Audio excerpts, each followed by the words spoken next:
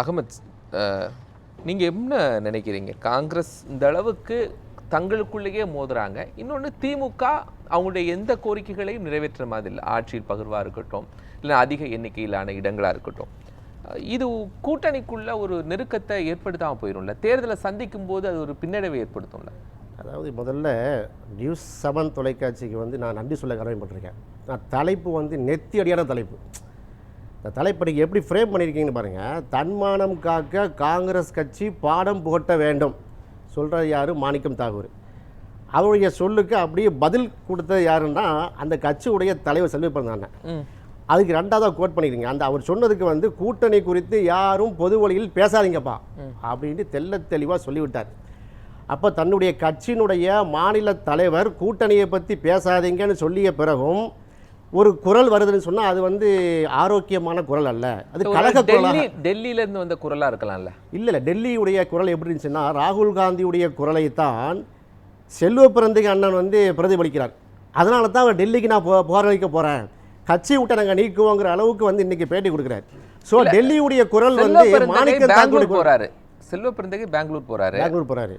ஆமா. ஆனா மாணிக்கம் தாக்கூர் டெல்லியில இருந்து ராகுலை பார்த்துட்டு வராரு. நான் என்ன சொல்ல வரேன்னா, அகில இந்திய காங்கிரஸ் கமிட்டியுடைய தலைவர் ராகுல் காந்தி மல்லிகார்ஜுன கார்கே அவர் என்ன சொல்லியிருக்காரு? இந்த கூட்டணி பேச்சுவார்த்தை இதான் நாங்கள் பார்த்துக்கிறோம், நீங்கள் கட்சி வழக்கு நடவடிக்கை எடுங்க என்று சொல்லியிருக்கீங்க. ஏன் கடந்த காலம் நீங்கள் வளநாட்டை நீங்கள் பார்த்தேன்னு சொன்னால் காங்கிரஸ் கட்சியில் அதிகப்படியான டெமோக்ரஸி இருக்கிறது என்பதற்கு மிகப்பெரிய எடுத்துக்காட்டு என்னென்னா, இப்படி பேசுவாங்க தமிழ்நாட்டு தலைவர்கள் வந்து முன்னுக்கு போனால் பேசுவாங்க. ஆனால் டெல்லியிலேருந்து ராகுல் காந்தி மாதிரி தலைவர்கள் வரும்போது அவங்களே செட்டில்மெண்ட் ஆகிடும். இதான் கடந்த கால வரலாறு நான் பார்க்கிறேன். ஆனால் அண்ணன் மாணிக்கம் தாகூர் அவருடைய குரலை பார்க்கும்போது திருப்பி அடிப்பேன் இப்படிலாம் சொல்கிறார் பாருங்க. திருப்பி அடிப்போம்னா யாரை திருப்பி அடிக்க வேண்டும்? இப்போ நீங்கள் என்ன அடித்தாதான் நான் திருப்பி அடிக்க முடியும் உங்களை. அப்போ காங்கிரஸ் கட்சியை அடித்து கொண்டிருப்பவர்கள் யார்?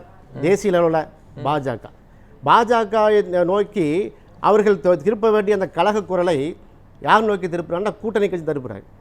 திமுகங்கிற கூட்டணி கட்சியை நோக்கி அவரை திருப்பும்போது அது யாரும் ஒத்துக்கலையே, தலைவரே வந்து ஒத்துக்கலையே. மதுரையில் ஒரு கிளியர் ஸ்டேட்மெண்ட் கொடுத்திருந்தார் அகமது, நீங்க கவனிச்சிருக்கலாம்.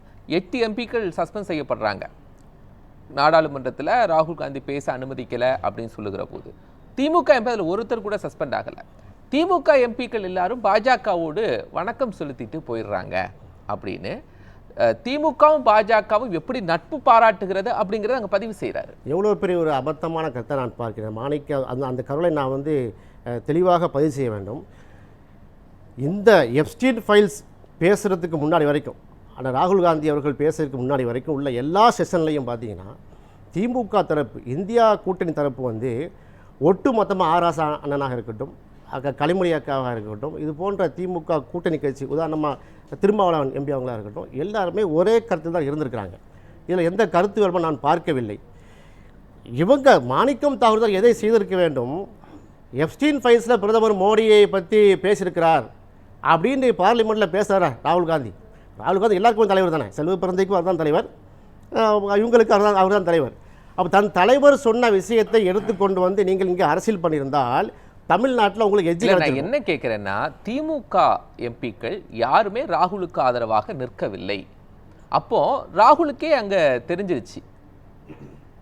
இப்படி நிற்கவில்லைன்னு சொல்லி எதிராக நிற்கிறாங்களா?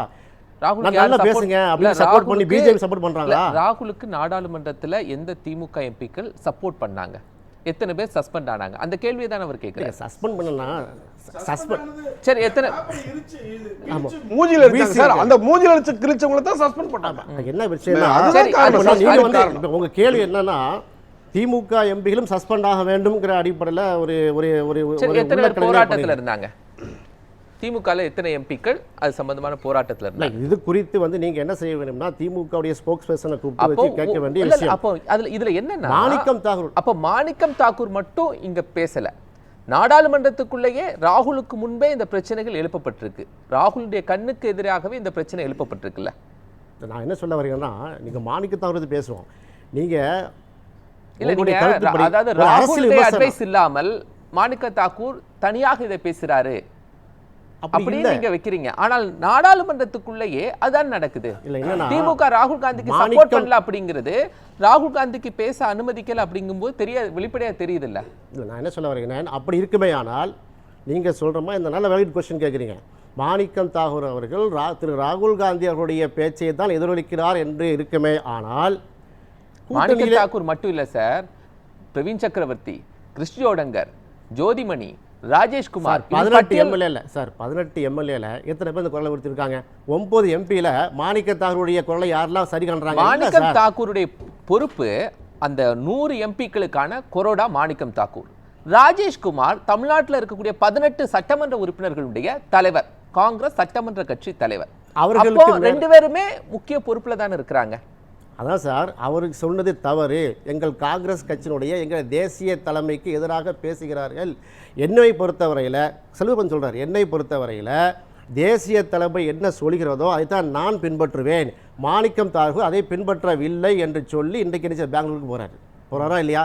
நடக்கிறது பார்ப்போம். ஆனால் வரலாற்றில் லாஸ்ட் ஒரு 10 வருஷம் 11 வருஷம் நீங்க பாருங்க,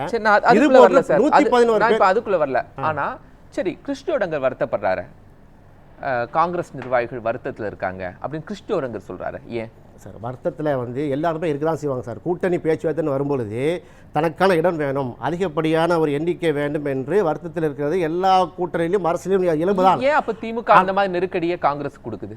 திமுக கொடுக்கிறதா இப்ப நெருக்கடி? காங்கிரஸ் திமுக கொடுக்கிறதா?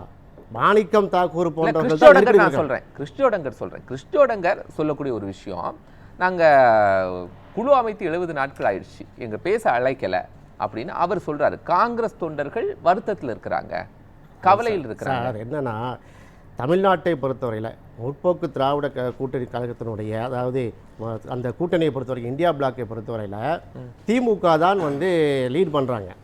அப்போது ஸ்டாலின் அவர்கள் தான் அதை முன்னிலைப்படுத்தி கொண்டிருக்கார். அவங்க 22ஆம் தேதி நாங்கள் எனக்கு குழு அமைப்போன்னு சொல்லிட்டாங்க. 22ஆம் தேதி வரைக்கும் நீங்கள் பொறுத்து தான் இருக்க வேண்டும். இதே நல்லதான மற்ற கட்சிகளுக்கும், விசிகாவாக இருக்கட்டும், மதிமுக இருக்கட்டும், முஸ்லீம் லீக்காக இருக்கட்டும், இந்த இந்தியா பிளாக்ல இருக்கக்கூடிய மற்ற கட்சிகளுக்கும் இதே நிலைமை தானே. அப்ப காங்கிரஸ்ல இவ்வளவு சீக்கிரமா குழு போட்டுட்டு, அந்த குழு போட்டது யாரு? செல்வ பெருந்தகை தானே? ஆமா சார். ஏன் செல்வ பெருந்தகை அவ்வளவு சீக்கிரமா போட்டது தவறு ஒண்ணு இல்லையே, நல்லதானே. நல்ல டிஸ்கஸ் செல்வ பெருந்தகையும் ஒரு வகையில திமுக குழு போடுறதுக்கு முன்னாடி குழு அமைத்து திமுகவுக்கு நெருக்கடி கொடுக்கறாரா? அது தெரியல. செல்வ பெருந்தகை தான் சொல்ல வேண்டும். அது நெருக்கடி கொடுக்கமா தெரியவில்லை. மாணிக்கம் தாக்கூர் ஆட்சியில் பங்கு கேட்கிறாரு, அதே குரல செல்வ பெருந்தகை கேட்டாரு. திமுக குழு அமைக்கிறதுக்கு முன்னாடி செல்வ பெருந்தகை குழு அமைச்சு அறிவாலயத்துக்கு போறார். அப்போ செல்வ பெருந்தகை எங்க ஒரு இடத்துல திமுகவுக்கு நெருக்கடி கொடுக்கறாரா? தலைமை சொல்லி தான் இந்த நெருக்கடி கொடுக்கறாரா? நீங்க ஒவ்வொரு கட்சியும் ஆட்சிக்கு வர வேண்டும், அதிகாரத்துக்கு வர வேண்டும் என்றுதான் எண்ணுவார்கள். ஆனால் இந்த மாணிக்கம் தாகூர் விஷயத்தில் காங்கிரஸ் கட்சியுடைய குரலாக மாணிக்கம் தாகூர் ஒலிக்கவில்லை. இது எங்கள் கட்சியுடைய குரல் இல்லை என்று செல்வ பெருந்தகை யாருடைய குரலாக அவர் பேசுறாரு? செல்வ பெருந்தகையுடைய காங்கிரஸ் கட்சியினுடைய தலைவராக இருக்கும் பட்சத்தில் ராகுல் காந்தியுடைய குரல் தான் பிரதிபலிக்க. ராகுல் காந்தி தானே சொல்லியிருப்பாரு 70 நாளுக்கு முன்னாடியே குழு போட்டு திமுகவோடு பேசுங்கன்னு. யார் இன்ஸ்ட்ரக்ஷன் கொடுத்திருப்பாங்க சார்? குழு போட்டதுக்கு ஒரு யார் இன்ஸ்ட்ரக்ஷன் கொடுத்திருப்பாங்க? இல்ல யார் குழு போட்டுட்டீங்க சார்? காங்கிரஸ் குழு போட்டுச்சு சார். திமுக குழு யார் சொல்லி போட்டிருப்பாரு? செல்வ பெருந்தகை காங்கிரஸ் சொல்லி தான் போட்டிருப்பாரு. காங்கிரஸ்ல யார் சொல்லி போட்டிருப்பாரு? ராகுல் காந்தி சொல்லிருப்பாங்க, மல்லிகார்ஜுன் சொல்லியிருப்பாரு. ராகுல் காந்தி சொல்லி தானே செல்வ பெருந்தகை போட்டிருப்பாரு. ராகுல் காந்தி ரிப்போர்ட் கேட்டிருப்பார்ல, 70 நாளா என்னாச்சுன்னு கேட்டிருப்பார்ல சார். இங்க எலெக்ஷன் அறிவிப்பு ராகுல் காந்தி ரிப்போர்ட் கேட்டிருப்பார்ல அப்படின்னு சொல்றாங்க. ரிப்போர்ட் கேட்டா அது பதில் சொல்லுவாரு. தமிழ்நாட்டை பொறுத்தவரையில எங்கள் கூட்டணிக்கு, நம்முடைய கூட்டணிக்கு திமுக தான் தலைமை வகிக்கிறது. திமுக சார்பில் குழு போடவில்லை, போட்ட பிறகு பேசணும்னு சொல்லியிருப்பார். இப்போ நான் ஒண்ணு கேட்கிறேன் சார். இப்போ கிறிஸ்டியோடங்க சொல்றாரு இல்லையா, காங்கிரஸ் தொண்டர்கள் வருத்தத்தில் இருக்கிறாங்கன்னு. அது இன்க்ளூடிங் ராகுல் காந்தியும் சேர்த்து தானே சொல்லியிருப்பாரு. காங்கிரஸ் தொண்டர்கள் வருத்தத்தில் இருக்காங்க. எதுக்கு வருத்தத்தில் இருக்காங்க? அது என்ன காரணம் சொல்லியிருக்காரு? அதுல திமுக இன்னும் பேச்சுவார்த்தைக்கு அழைக்கவில்லைன்னு காங்கிரஸ் தொண்டர்கள் வருத்தத்தில் இருக்கிறாங்க. பேச்சுவார்த்தைக்கு அழைக்கும் போது வருத்தம் போய்விடும். அந்த காங்கிரஸ் தொண்டர்கள்ல இன்க்ளூடிங் மல்லிகார்ஜுன கார்கே அண்ட் ராகுல் காந்தி வருத்தத்தில் இருக்காங்க. வருத்தத்தில் இருக்காங்கன்னு சொன்னது ராகுல் காந்தியும் மல்லிகார்ஜுன கார்கேயும் சேர்ந்தா அப்படின்னு கேட்கிறேன். அது தெரியாது. அவங்க தான் சொன்னாங்க. யார் வருத்தத்தில் இருக்கா சொல்றாங்களோ அவங்க தான் வெளியப்படுத்து வருத்தம் சார். இதெல்லாம் ஒரு எலெக்ஷனுடைய அந்த அறிவிப்பு வருவதற்கு முன்னால் எல்லா அரசியல் கட்சியும் சலசலம் கண்டிப்பாக இருக்கத்தான் செய்யும். பிசிகால இல்லையே, கம்யூனிஸ்ட் கட்சியில இல்லையே. பிசிகாலில் கூட நீங்க பாத்தீங்கன்னு சொன்னா ஆட்சியில் பங்கு, அதிகாரத்திலும் பங்கு கோரிக்கை சொன்னாங்க. இப்போ என்ன சொல்லிட்டாங்க? திரும்ப தெளிவா எடுத்துட்டாங்க. என்ன கேட்கிறேன்னா, அவங்கள அமைதியான வழியில கேட்கறாங்க. லீடர் டு லீடர் கேக்குறாங்க. நம்ம சமூக வலைதளத்துல சண்டை போடல இல்ல, அதனால தான் சொல்றேன். இந்த கலக கம்யூனிஸ்ட் கட்சி வேண்டாம் சொல்றாங்க. அதனால தான் சொல்கிறேன், மாணிக்க தாக்கூருடைய குரல் வந்து காங்கிரஸ் உடைய குரல் அல்ல, கலக குரல். நீங்களே சொல்லிட்டாங்களா, மற்ற கட்சியெல்லாம் அமைதியாக கேட்கறாங்க. மாணிக்கம் தாக்கூருங்கிறது இன்னைக்கு எடுத்திருக்க டைட்டில்ல வந்திருக்க பேரு. ஆனால் இத மாணிக்கம் தாக்கூர் மட்டும் கேட்டாங்களா? ஜோதிமணி கேட்டாங்க, சுதா கேட்டாங்க, கிறிஸ்டியோடங்கர் கேட்டாங்க. ஒரு நேரத்தில் செல்வ பெருந்தகையே இதை கேட்டார். சார், செல்வ பெருந்தகையுடைய கேள்விக்கும் மாணிக்கம் தாகூர் இப்போ சொல்வதற்கு டிஃப்ரென்ஸ் இருக்குது சார். செல்வ பெருந்தகை அண்ணனே என்ன கேட்குறாருன்னா, அவர் என்ன கேட்டாருன்னா, ஆட்சியில் பங்கு அதிகாரத்தில் பங்கு குரலை வைத்தார். எல்லாரும் அப்படி கேட்பாங்க சார். அது வந்து ஒவ்வொரு கட்சியுடைய ஸ்டாண்டு சார். இப்போ இது போன்ற மாணிக்கம் தாகூர் போன்று கலக குரலை உயர்த்தியவர்கள் 113 பேர் காங்கிரஸில். அதில் 37 விஏபிஎஸ் லாஸ்ட் 11 வருஷத்தில் டேட்டா என் கையில் இருக்கிறது. அப்போ பார்த்தீங்கன்னா அவங்க இப்போ எங்கே இருக்கிறாங்க? பாஜகவில் இருக்கிறார்கள், பிஜேபியில் இருக்கிறார்கள். இதோட உண்மை நிலை. அப்போ அந்த கலக குரலுக்கு பின்னால் என்ன இருக்கிறது, யார் இருக்கிறார்ங்கிற கேள்வி தான் நம்ம காங்கிரஸ் நோக்கி கேட்க வேண்டிய கேள்வியாக இருக்குது. அது ஒண்ணு இல்ல, பிஜேபி ஏக்குறாங்கன்னு சொல்றீங்களா சார்? இதை பாருங்க சார். இல்ல பிஜேபி அந்த கேள்வி நான் ஒண்ணே ஒன்று சொல்றேன், பிஜேபி ஏக்குறாங்கன்னு சொல்றீங்களா? இருக்கலாம். அகமது, வாக்களித்த ட்விட்டர் நேயர்கள் யூடியூபுக்கு நான் மதிக்கிறேன். ஆனால் அந்த நம்பர்ஸ் எனக்கு டிஃப்ரென்ஸ் ஆஃப் ஒப்பீனியன் இருக்குது. ஒருவேளை ஏன் இந்த நம்பர் வந்திருக்கோம் அப்படிங்கிற நான் யூகிக்கிறேன்னு சொன்னால், திரு மாணிக்கம் தாகூர் தான் இப்போ வந்து இந்த மாதிரி இப்போ கொளுத்தி போட்டது அவர் தானே. அவர் என்ன சொல்லியிருந்தாருன்னா, நாங்கள் திமுக செய்யக்கூடிய இந்த கூட்டணி, இந்த ஆட்சி செய்யக்கூடிய எல்லா விஷயத்துக்கும் நாங்கள் வந்து டிஃபெண்ட் பண்ண வேண்டியிருக்கு அப்படிங்கிற ஒரு குரலை வைத்திருந்தார். அப்போது திமுக வந்து என்னமோ ஒரு மோசமான ஒரு ஆட்சி பண்ண மாதிரியான ஒரு பிக்சர் அது இருந்துச்சு. ஆனால் மக்கள் மத்தியில் எப்படி இருக்குன்னா, மகளிர் உரிமை தொகையாக இருக்கட்டும், இல்லம் தேடி கல்வியாக இருக்கட்டும், அதுபோல் காலை உணவு திட்டங்களாக இருக்கட்டும், நிறைய சிறப்பான திட்டங்களையும் இந்த அரசு வந்து முன்னெடுத்திருக்கு. அப்போ அதுக்கு எதிராக ஒரு கலகக்குரல் வரும்போது இப்படிப்பட்ட ஒரு விஷயம் காங்கிரஸே உடஞ்சி போகிற வேலையை அவர் பார்த்துருக்காரு அப்படின்னு கூட நேயர்கள் வந்து புரிந்திருக்கலாம். இது ஒன்று. ரெண்டாவது, சொல்லக்கூடிய நபர் வந்து யாருன்னு பார்க்கணும். இப்போ அவருடைய அண்ணன் மாணிக்கம் தாகூருடைய தொகுதியை எடுத்துக்கிட்டிங்கன்னா, இது என்னுடைய டேட்டா, கம்ப்ளீட் சர்வே டேட்டா கையில் இருக்குது. அதில் வந்து திருப்பரங்குன்றம், திருமங்கலம், சாத்தூர், சிவகாசி, விருதுநகர், அருப்புக்கோட்டை, அந்த விருதுநகருடைய அந்த அவங்களுடைய எம்பி தொகுதி. அது 2019 இந்த வெற்றி கூட்டணியில் வந்து இப்போ வந்து போட்டியிட்ட இதே மாணிக்கம் தாகூர் அண்ணன் வந்து 4,70,883 ஓட்டு பெற்றார். சற்றப்ப 43.77%.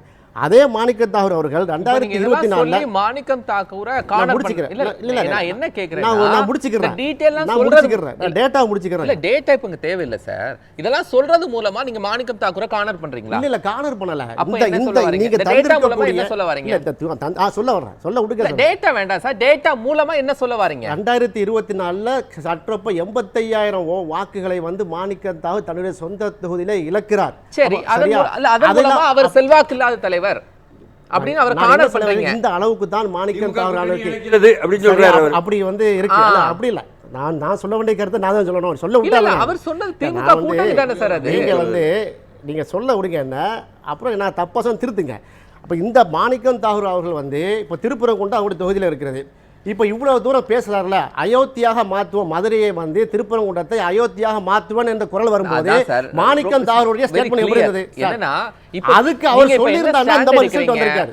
மாணிக்கம் தாகூரை கார்னர் பண்ணணும், அவர் செயல்படாத தலைவர் அப்படி நோக்கம் இல்ல. அப்ப எதுக்கு ஒரு டேட்டாவோட வரீங்க சார்? அப்ப மாணிக்கம் தாகூர் கொடுத்த டேட்டாவோட வரீங்க. வரும்போது அரசியல் நோக்கராக நான் வரும்போது டேட்டாவோட வரத நீங்க பாராட்டணும். நீங்க என்ன வந்து திமுக டேட்டா இல்ல, திமுக டேட்டா இல்ல, இது ஜெனரல் டேட்டாங்க. திமுக டேட்டாவா? இது ஜெனரல் டேட்டா கொண்டு வந்திருக்கேன். திமுக கூட்டணில தான் இருந்தாரு சார். நான் என்ன சொல்ல வரேன்னா, மாணிக்கம் தாகூர் வந்து பிஜேபி இதே மாதிரி ஒவ்வொரு காங்கிரஸ் எம்பிக்களுடைய டேட்டா எடுத்துட்டு வருவீங்களா? ஏன் எடுக்க முடியாது சார்? இந்த கொண்டு அனுமதிங்க.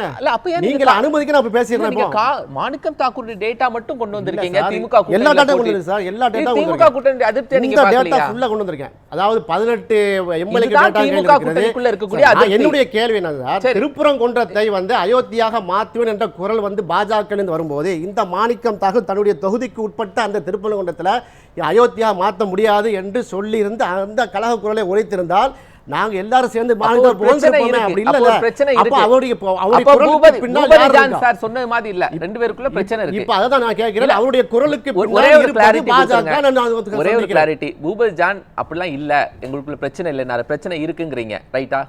மாணிக்கம் தாகூருக்கு பிரச்சனை இருக்கிறது, காங்கிரஸ் மாணிக்கம் தாகூருக்கும் திமுகவுக்கும் பிரச்சனை இருக்கா? மாணிக்கம் தாகூருக்கும் காங்கிரஸுக்கும் பிரச்சனையா, மாணிக்கம் தாகூருக்கும் திமுகவுக்கும் பிரச்சனையா?